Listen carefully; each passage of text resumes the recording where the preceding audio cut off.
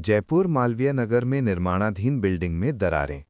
मालवीय नगर क्षेत्र में निर्माणाधीन 5 मंजिला इमारत में अचानक मिट्टी खिसकने से गहरी दरारें पड़ गईं, जिससे स्थानीय लोगों में अफरा-तफरी मच गई। आसपास रहने वालों ने बिल्डिंग की नींव में आवाज और कंपन महसूस किया, जिसके बाद प्रशासन को तुरंत सूचना दी गई। मौके पर पहुंची प्रशासनिक टीम ने सुरक्षा को ध्यान में रखते हुए बिल्डिंग के पास रहने वाले लोगों को बाहर निकलवाया और पूरे क्षेत्र को खाली करा दिया। यातायात पुलिस ने एहतियात के तौर पर सड़क का मार्ग डाइवर्ट कर दिया ताकि किसी भी प्रकार की दुर्घटना न हो।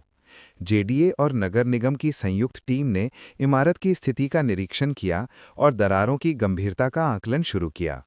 तकनीकी अधिकारियों ने भवन की स्थिरता को कमजोर बताया, जिसके बाद 2 भारी भरकम क्रेन लगाकर इमारत को अस्थायी रूप से सहारा दिया गया है। फिलहाल इलाके में एहतियात के लिए बैरिकेडिंग कर दी गई है और किसी भी व्यक्ति को पास जाने की अनुमति नहीं है। अधिकारी ये भी जांच रहे हैं कि भवन निर्माण में मानकों का पालन हुआ था या नहीं। अगर तकनीकी रिपोर्ट में असुरक्षित पाया जाता है तो प्रशासन जरूरत पड़ने पर इमारत को गिराने का निर्णय ले सकता है। अजमेर, मदद के बहाने बुजुर्ग से एटीएम ठगी। अजमेर के कोतवाली क्षेत्र में एक चोर ने मदद के नाम पर एक बुजुर्ग का एटीएम कार्ड बदलकर उनके खाते से 14,000 रुपए निकाल लिए। जानकारी के अनुसार बुजुर्ग एटीएम मशीन पर पैसे निकालने के लिए गए थे, जहां एक युवक ने उन्हें मशीन की तकनीकी दिक्कत बताकर सहायता की पेशकश की। बुजुर्ग को पता भी नहीं चला कि युवक ने उनका कार्ड किसी दूसरे कार्ड से बदल दिया। 2 ट्रांजैक्शन में 14,000 रुपए निकाले जाने का संदेश मोबाइल पर आते ही बुजुर्ग को ठगी का पता चला। वे तुरंत बैंक पहुंचे, जहां जांच में पता चला कि उनके पास जो एटीएम कार्ड है वो किसी और के नाम का है। बैंक अधिकारियों ने उन्हें तत्काल कार्ड ब्लॉक करने और पुलिस में शिकायत दर्ज कराने की सलाह दी। बुजुर्ग ने कोतवाली थाने में घटना की रिपोर्ट की, जिसके बाद पुलिस ने एटीएम के आसपास लगे सीसीटीवी फुटेज खंगालने शुरू कर दिए हैं। इस तरह की घटनाएं हाल ही में बढ़ रही हैं, जहां बदमाश एटीएम में भटकते हुए लोगों को निशाना बनाते हैं। पुलिस लोगों को सतर्क रहने, अनजान व्यक्तियों से मदद न लेने और एटीएम में भीड़-भाड़ वाले समय में ध्यानपूर्वक कार्ड इस्तेमाल करने की सलाह दे रही है। कोटा, 5 वर्षीय बच्ची की करंट लगने से मौत। कोटा के आरकेपुरम इलाके में खेलने के दौरान एक 5 वर्षीय बच्ची की करंट लगने से दर्दनाक मौत हो गई। बच्ची घर के पास बने नाले के किनारे खेल रही थी, जहां करंट लगे एक लोहे के एंगल को उसने अनजाने में पकड़ लिया। स्थानीय लोगों के मुताबिक जैसे ही बच्ची उस एंगल के संपर्क में आई, वो उससे चिपक गई और मौके पर ही बेहोश होकर गिर पड़ी। घबराए परिजन तुरंत उसे कोटा मेडिकल कॉलेज लेकर पहुंचे, लेकिन डॉक्टरों ने जांच करने के बाद उसे मृत घोषित कर दिया। परिवार का आरोप है कि इस क्षेत्र में पहले भी बिजली की लीकेज की शिकायत की गई थी, लेकिन उचित कार्रवाई नहीं हुई। बच्ची के पिता ने बताया कि उन्होंने कई बार संबंधित विभागों को मौखिक रूप से नाले के पास करंट आने की सूचना दी थी, लेकिन किसी अधिकारी ने मौके का निरीक्षण नहीं किया। स्थानीय लोगों का कहना है कि नाले और आसपास के इलाकों में खुले तार और असुरक्षित इलेक्ट्रिक फिटिंग लंबे समय से खतरा बने हुए हैं। घटना के बाद क्षेत्र में रोष फैल गया और लोग बिजली विभाग के खिलाफ कार्यवाही की मांग कर रहे हैं। पुलिस ने शव का पोस्टमार्टम करवाकर मामला दर्ज कर लिया है और विभागीय लापरवाही की जांच शुरू कर दी है। भरतपुर, आरबीएम अस्पताल में नर्सिंग ऑफिसरों में विवाद। भरतपुर के आरबीएम अस्पताल में 2 नर्सिंग ऑफिसरों के बीच ड्यूटी को लेकर विवाद इतना बढ़ गया कि स्थिति मारपीट तक पहुंच गई। अस्पताल स्टाफ ने बताया कि दोनों अधिकारियों में लंबे समय से ड्यूटी रोस्टर को लेकर तनातनी चल रही थी। बुधवार को मामला अचानक गर्मा गया और बहस के दौरान दोनों पक्ष एक दूसरे पर हाथापाई पर उतर आए। अस्पताल के अन्य कर्मचारियों ने तुरंत बीच बचाव कर मामला शांत कराया। घटना के दौरान कंप्यूटर ऑपरेटर ने आरोप लगाया कि नोडल अधिकारी ने उनके साथ दुर्व्यवहार किया। हालांकि फिलहाल किसी भी पक्ष ने पुलिस में शिकायत दर्ज नहीं करवाई है, लेकिन अस्पताल प्रशासन ने दोनों अधिकारियों से लिखित में स्पष्टीकरण मांगा है। डॉक्टरों और स्टाफ का कहना है कि अस्पताल में पहले से ही काम का अधिक दबाव है, ऐसे में इस तरह के विवाद मरीजों की सेवाओं को प्रभावित कर सकते हैं।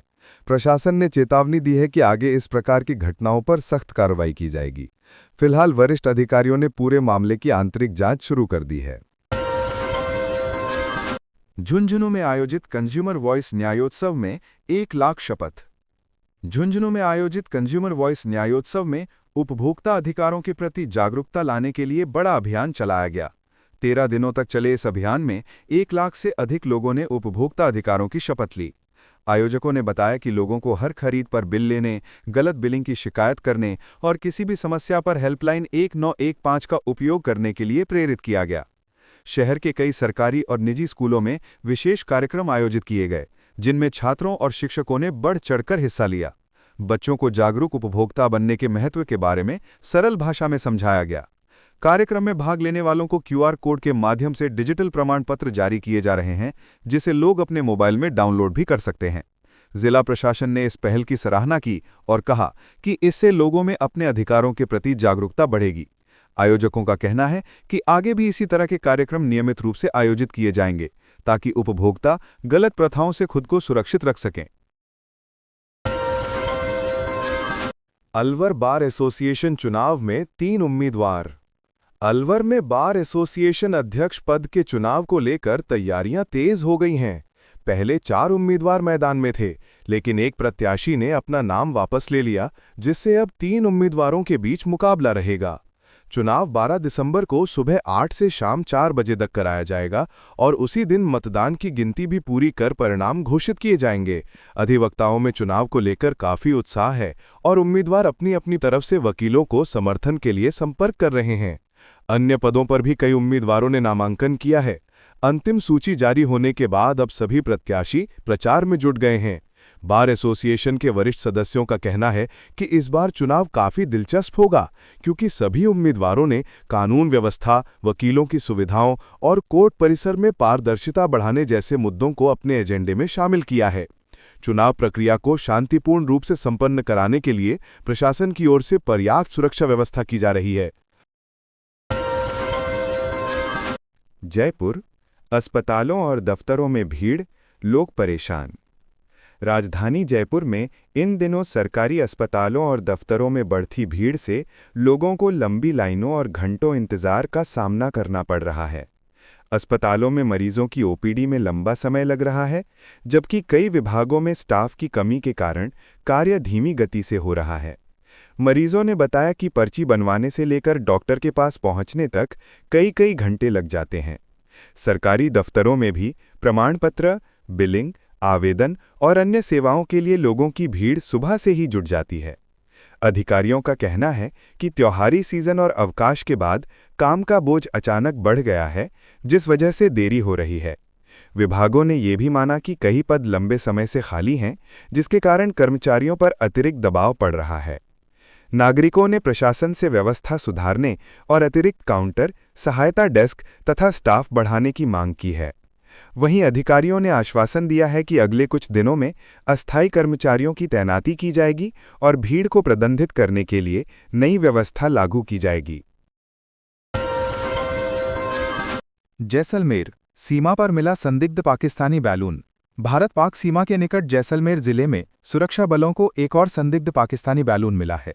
ये बैलून सुबह गश्त के दौरान सीमा सुरक्षा कर्मियों की नज़र में आया। जवानों ने तुरंत इसे कब्जे में लेकर उच्चाधिकारियों को इसकी सूचना दी। बाद में इसे पुलिस के हवाले किया गया, जिसके बाद खुफिया एजेंसियों ने इसकी जांच शुरू कर दी। अधिकारी इस बात की पड़ताल कर रहे हैं कि बैलून का स्रोत क्या है और क्या ये सिर्फ हवा के बहाव से आया था या इसके पीछे कोई खास उद्देश्य छिपा है। पिछली कुछ घटनाओं में भी ऐसे बैलून मिलने से सुरक्षा एजेंसियां सतर्क हो गई हैं, क्योंकि इनमें कभी-कभी इलेक्ट्रॉनिक उपकरण, कैमरे या संदिग्ध सामग्री भी पाई गई है। स्थानीय पुलिस का कहना है कि अभी तक बैलून साधारण प्रतीत हो रहा है, लेकिन इसकी पूरी जांच पूरी होने के बाद ही सही जानकारी मिल सकेगी।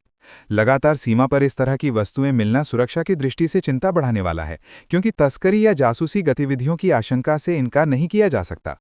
फिलहाल बैलून को फॉरेंसिक जांच के लिए भेज दिया गया है और इलाके में गश्त और बढ़ा दी गई है। सीकर, इंडिगो फ्लाइट रद्द, रेलवे ने चलाई स्पेशल ट्रेन। इंडिगो की कई फ्लाइट्स अचानक रद्द होने के बाद यात्रियों को भारी परेशानी का सामना करना पड़ा, जिसके मद्देनजर रेलवे ने हिसार खड़की हिसार स्पेशल ट्रेन चलाने का निर्णय लिया है। ये ट्रेन 7 दिसंबर को हिसार से रवाना होगी और रास्ते में सीकर स्टेशन पर 5 मिनट का ठहराव करेगी। बड़ी संख्या में ऐसे यात्री हैं जिन्हें फ्लाइट रद्द होने के कारण यात्रा योजनाएं बदलनी पड़ी थीं, इसलिए रेलवे ने ये स्पेशल सेवा तत्काल प्रभाव से शुरू करने का फैसला किया। वापसी यात्रा 8 दिसंबर को खड़की स्टेशन से होगी।